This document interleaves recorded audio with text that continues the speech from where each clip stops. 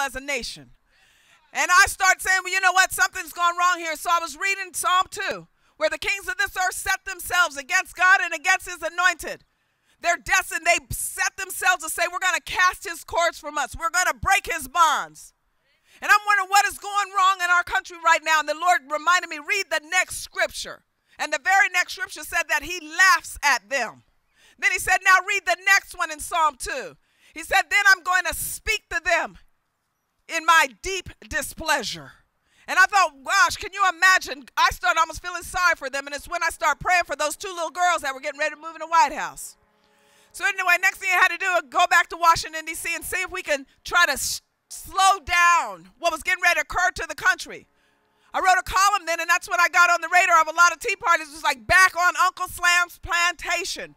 What we were getting ready to see happen to the country has already happened in every inner city across this country. When I had opportunity to even debate Michael Moore on that View show, that one time I did that show, and I'm telling you, the Lord owes me goodie points for that one.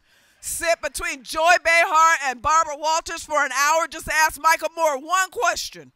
Because he came out with that little movie Sicko. And he had to go to Cuba and Canada to tell us how wonderful government control of health care is. And I wanted to ask him why he didn't go to Compton and Camden. Because if you want to see how government controls health care, you can go into any inner city in this country and see what happens. Absolutely fraud happens. Absolute mismanagement happens. And the government, Uncle Sam, is cruel to the poor. I lived at their hand. The rules of welfare were don't work, don't save, don't get married, and we'll keep you enslaved to this poverty plantation. And what was beginning to occur in our country was exactly what happened already in every inner city. We started seeing it branching out. And we started seeing the politicians get right in line, those that were there that were supposed to be a part of our interests. I was in the back rooms when they were seeing how they were going to negotiate and compromise with the hard left that were now in Washington, D.C. The part of that community, that secular socialist community that thinks that they know so much more than the founder and the framer and the creator of the universe. That they were going to try to establish this new society. If it wasn't bad enough that they thought that there was this new deal that they were going to bring on us, where we weren't supposed to fear God any longer, we were supposed to fear nothing but fear itself. That they were going to then create this war on poverty, that we saw every institution start to collapse in this country. And now they're going to put it on steroids. And our side, we're in the back rooms negotiating with them. Many of us were extremely frustrated at what was occurring to this country while you were sleeping. While Americans, the decent people that are in quiet communities, just doing what they are supposed to by their faith, by their family, by their freedom, were in their communities thinking that everything was going to be just fine if we just stay in prayer and stay in our communities. And it wasn't happening that way. But all of a sudden, word got out about the hard left. Thank God for the internet. And in fact, I'm thinking that he gave us a real blessing. The same way he gave the pro-life community the ultrasound to where now we can see into the womb. History and science are on our side. He gave us the internet. He gave us emails. And the next thing you know, people in all of communities across this country started hearing and seeing what they were doing in Washington, D.C. and had been doing for an awful long time. And next thing we know, we start hearing about these little movements. People gathering in parks. People gathering in homes. People making signs. You know, I said it's kind of like that fish who didn't know there's water until he's starting to see the sand. And he's like, I don't want to be a part of this. And they're trying to swim back. Then we started hearing from the left, and they said, well, they're a bunch of racists. Where are all the blacks? Well, one of the differences and why there weren't more minorities in the Tea Party movement is because the Tea Party were already free people. They were trying to protect their freedom. Blacks don't even know freedom. They haven't even had the opportunity yet. They moved from slavery to Jim Crow and from Jim Crow to the welfare state.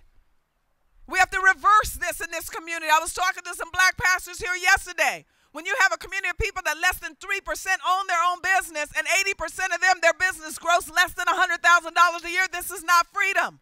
You don't know about accumulated wealth and you don't know how to protect it. You don't even have a desire to want to protect it. So we still have a lot of education to do in that particular community. But you can't fault people who do understand freedom and want to protect that interest.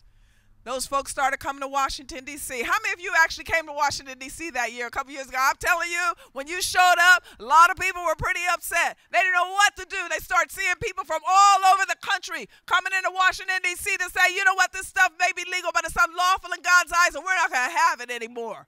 We don't care what you call us. We don't care what you do. And we're going to be so engaged in the political process now that we're going to send legislators to Washington that reflect our interest. And that's what happened in November.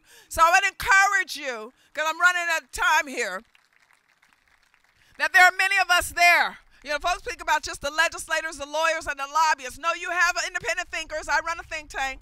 You have people like Dick Figure. You have others that you know. Just like any other struggle for freedom, they've always had people doing various work to protect those interests. You have friends in Washington, D.C., and it's going to get rough, and sometimes the headlines are even going to lie. Sometimes you're going to look at some of the baby steps that we have to make, and I have to encourage you, we didn't get in this overnight, so we're not going to get out of it overnight, but we're going to keep pushing out and peeling off little by little, because it affects our ideas, affect the least of these.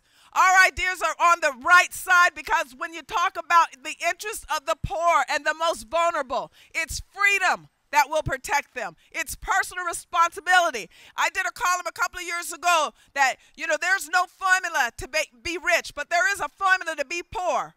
And the liberals had made sure that they pushed that formula into poor communities for the last 45 years. You want to be poor?